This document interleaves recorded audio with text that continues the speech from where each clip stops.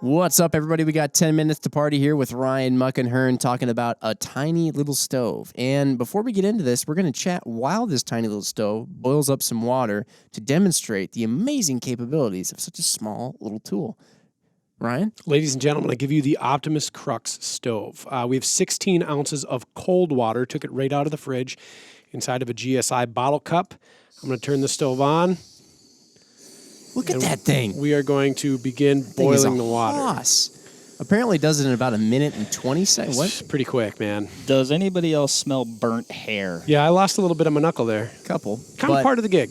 Kind of part of the gig. So, Ryan, this stove has traveled with you pretty much everywhere. You already said the name, right? Of it. Yes, this is an Optimus Crux stove. From MSR. Nope. MSR is another stove company. Optimus is their own stove. Oh, I got confused. We have an MSR fuel tank here. That's what it was. Okay. So anyway, but you've taken this thing all over the place, and it's really slick in the fact that once you actually remove it from the little fuel source and you remove it, does this thing remove from it as well? Nope, Somehow it folds. The whole thing folds up, and it just fits in your pocket. It's insane. It fits inside of this included MSR, for those watching, this little fabric neoprene thing. And then this 200-gram fuel canister, the little neat, I call it the Moonlander, which is the device, for those of you who are watching, the device that is supporting this. Yeah, like little legs, little tripod it makes for itself for the stand, so it's steady. All nests within the GSI bottle cup. It's about the size of a softball. It's pretty amazing. And what all have you done with this tiny little stove? I have cooked many a mountain meal. I have heated ground blinds on very cold hunting excursions, be it deer or turkey. I've made pancakes on the shooting range. I have nearly burned down my Ford Escape. Just about everything. Talk about that for just 1 sec. We don't have a lot of seconds. How did you almost burn down your So I was up grouse hunting in northern Minnesota, and I was making breakfast on the inside because it was snowing like crazy. And somehow there was a sticker on the bottom of the container that I was trying to heat water up in, and it lit on fire and then dripped onto my seats. But luckily I had Marathon Cordura seat covers, and so there was flaming melty plastic on the inside of my seat, and we are just about to roll over to a boil here. Look at that. We're at about 3 minutes remaining, so that went pretty darn quick. Anyway, I got everything out and threw some snow on it, and it was okay. But yeah. And are you putting like full-on skillets on top of this thing when you're cooking food, or how does that work? I have put I have put a Lodge cast iron skillet on there before. Really? Yeah. For real? They're really strong. There's two different versions of the Crux. There's the Crux and the Crux Light. I prefer the standard Crux. I'm going to turn this down so that it doesn't boil over. No, that's fair. Yeah, but it was boiling already. Yeah. This is a pretty small, cute little stove. I mean, what's the difference between the Crux and the Crux Light? So the Crux, and I'm going to pull it off here. I've got two of them shown here. One is on top of a Covea LPG adapter on top of a 1-pound LP tank. The other is on top of a standard blend fuel tank.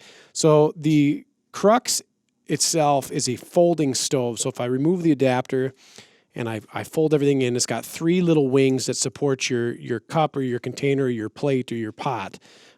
It folds in half at the neck. There's like a little articulating ball joint with that's pretty slick. With a lift lock collet. And then I'll call it the throttle because that's fun, folds in place. So you get this tiny little compact setup. Literally in the palm of your hand. Yeah, I mean, it's like the size of maybe a playing card in dimension, and it only weighs a couple of ounces. I'd have to weigh one to get you that exact figure. But like I said, it nests up inside of this little pouch they send there. The Crux Light is lighter, but it doesn't fold. And so its form factor is much larger, and I wanted to avoid that. Yeah, I figured I wasn't going to be putting very heavy things on there, and they do say like the Crux Light's going to be more stable because of its stem being fixed. But I wasn't going to be putting like heavy things on there. I'm not going to be, bringing my 10-inch Lodge cast iron out on a mountain excursion anyway, so I didn't really care. I wanted the little one. So I get the standard Crux.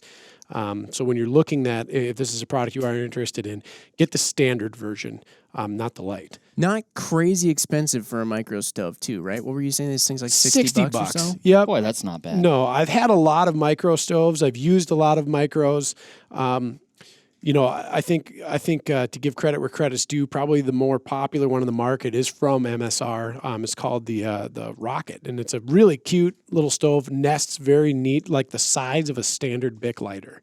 Whoa. Yeah. The only reason I picked the Optimus is when I was doing burn tests side by side, the Optimus was quicker, and then the amount of coverage or support that you get on the bottom of your pot was larger on the Optimus. And that was important to me because if I was going to sit and be on a backcountry hunt and be burning fuel, and fuel being important to conserve and keep your weights down and all that, I didn't want to risk possibly spilling my pot, which could hurt me as well, and then having to reboil. So I wanted the largest support possible. And this support area on the Optimus is actually very big for what it is. So I went with this one. And it is. It's a good size. Yeah, now I think I have 5 of these. So I cruise Amazon and I cruise the Bargain Cave at Cabela's, and I look anywhere where I can find a smoking deal on these, and I've picked some up for as low as like $50. They're out there for sure. How do you figure what, because you've got like the green Coleman fuel thing, which is something I have plugged up to my Weber grill that uses a small little gas lighter to start the charcoals. But then you also have these 2 other things. You had to get an adapter for the Coleman style propane tank, but then these other ones seem like it just plugs and plays in them. One's an MSR. What are these? How do you figure that out? So to speak to these, and Mark, I really want his input on this because he flies a lot to hunt. Mark hunts Alaska quite a bit and stuff like that. And you can't bring this kind of fuel on the aircraft, right? So any of these? No. So it's a pressurized fuel container, and it's a flight risk, right? So these large, what they call ISO or blend fuels, it's usually propane and isopropyl alcohol. There's also butane mixes depending on temperatures and elevations that you're going to be using. But for the most part, I'll just call it a blend fuel tank. They come in 3 standard sizes. This is the little, this is the big, there's one in the middle. So the 200 gram or 211, if you want to get technical, gram fuel canisters are great for the packing. You just still can't fly with them. They're pretty expensive. That's about an $8 fuel canister. And you may not be able to land in Alaska and then go get onto like a bush country charter plane and find one of these, but you can find the 1 pound LP canisters all over the place. You can find these all over the world. Oh, okay. And so I thought, in order to have a kind of a robust and very usable stove, I would also pick up an adapter that would allow me to run LP through it. And this is pretty cool. And that's the green Coleman thing we're talking about that you see all over. You can get them at Target, whatever. These are like $7 for 2 of them.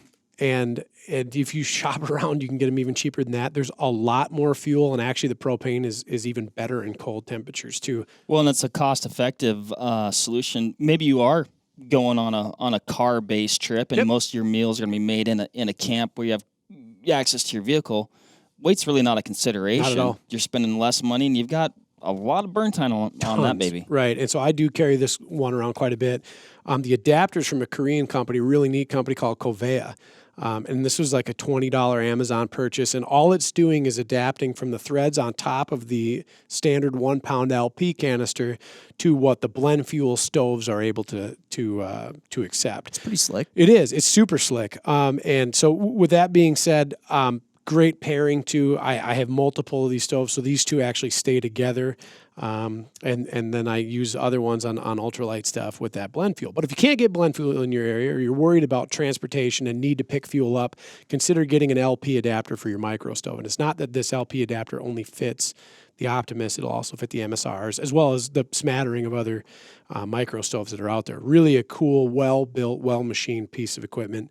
I've done hundreds and hundreds of burns off of this adapter as well as the stove. So, amazing. Yeah. Now with about 50 seconds left, you do some practicing, essentially, for lack of a better term, with your stove before you actually go out, right? Would you say? Yeah, initially I did. Yep. Running burn times to figure out how much fuel I would need, how to burn, how to boil, and then how to make it more wind resistant to make it more efficient. So yeah, that's something that you can absolutely do and get a feel for how much fuel you're going to need for your trip based on the number of meals you intend on cooking, how many a day are going to be hot versus how many a day are going to be cold, et cetera, et cetera. Yeah, that is important. Not going in with too much, or even probably worse, maybe going in with too little fuel. Correct. Yep. Boom.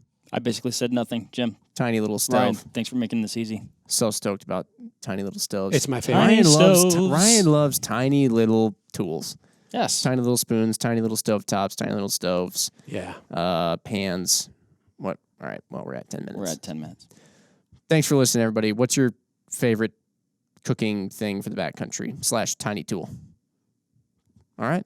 See ya. Thanks, Ryan. Bye. So it was like 2 minutes and 20 seconds to boil that. That's pretty cold water. That was chilly water fresh out of the fridge. Yeah.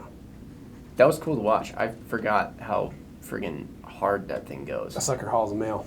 I didn't even have it up all the way either, because up all the way is like, oh! I was going to say, actually, I was watching. I'm like, I turned that down. Yeah. Like, we so had the. up all the way is like up all the way. So that I don't. What can you turn it down to? So the micros don't simmer that well, which I don't like. Whether it's the MSRs or anything, you can, once it's like warmed up and going, then it goes pretty good. It'll simmer pretty well, but it doesn't simmer that well.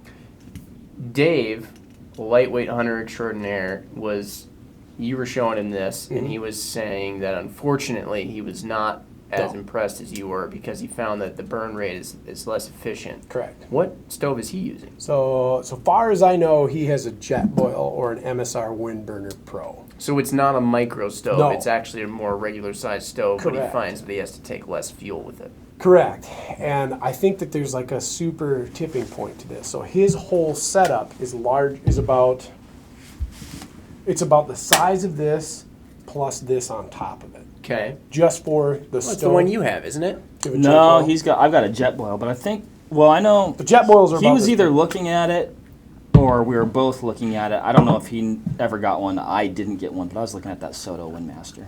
Oh. Yeah, good stove, right? Yeah, and so it's big, right? Once you have the whole thing, the pot, the system, it's bigger than this. And so it's also heavier. So as it sits without fuel.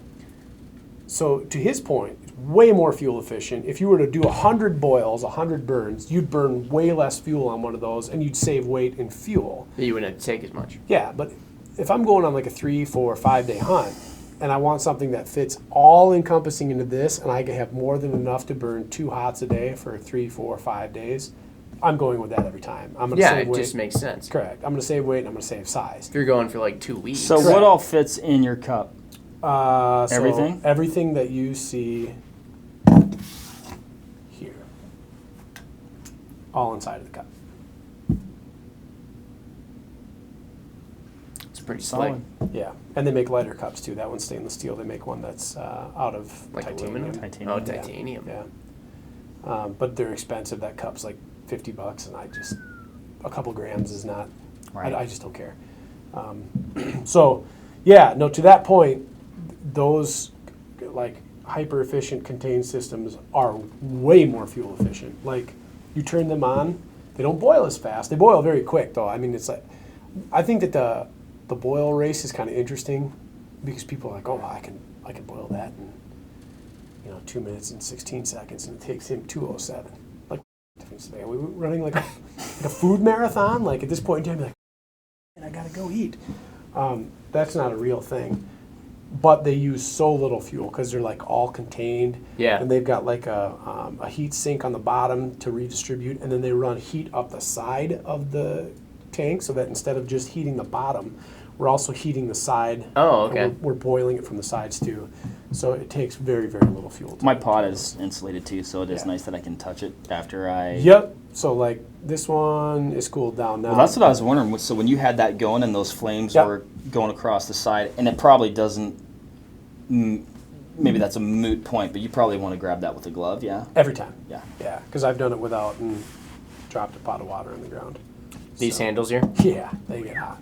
I bet. They get super, super snuggly. But I do like that little adapter. brilliant. Love it to death. It was a very good $20 thing. Maybe I'll bring it up because we brought it up here and then we didn't talk about it, but I have never had trouble finding... So the 3 hunts that I've been on, Yep. right? Get to Kodiak, there's a sweet outdoor store, before you get on the little plane. Get to catch a can, sweet outdoor store before you get on the plane. Same with Fairbanks. You know, It's always a consideration. always I total feel almost like consideration. Well, and I get maybe in Alaska you'd be more likely to find that than if you're in actually like BFE, Wyoming. Arizona, Wyoming. yeah, maybe Some of those yeah. like western desert states. Whereas much you can, like, more likely to find to your that. point, you go to Target and you can buy those. You go to Walmart, you can buy them. You go Yeah. to. I was shocked. As Freaking- much as I hate going to Target, It's the there. wife, it was right next to us, and the wife had to go get some stuff, and I was like, crap, I need this for my new grill. Whole giant pack of them. Grab 2. Yeah. Well, I can say this too. Like that's a nice safety, right? Yeah. You might get there and go, oh, they got the fuel I need. Yeah. I mean, so you brought that. Right. No big. No, it's. I think it's a pretty clutch piece. The only thing I don't like about it is this particular stove. It plucks the stem out of. That's why I keep it with it. I was gonna say, is that your permanent Yeah, LP? yeah. I can pull it out, but it sometimes does it, sometimes doesn't. I don't know why it does, because it doesn't do it with all my other ones. I tested all my other ones, and this is like a janky stove or something. But I have like 5, so I don't know. So you've tested it on other of this stove or Mhm. different stoves? No, all my other stoves. Yeah. So it doesn't pull the stem out. It does on this one, but I think that stem was oversized. Sweet. It's cool stuff. Thanks, Ryan. Man. Thank you.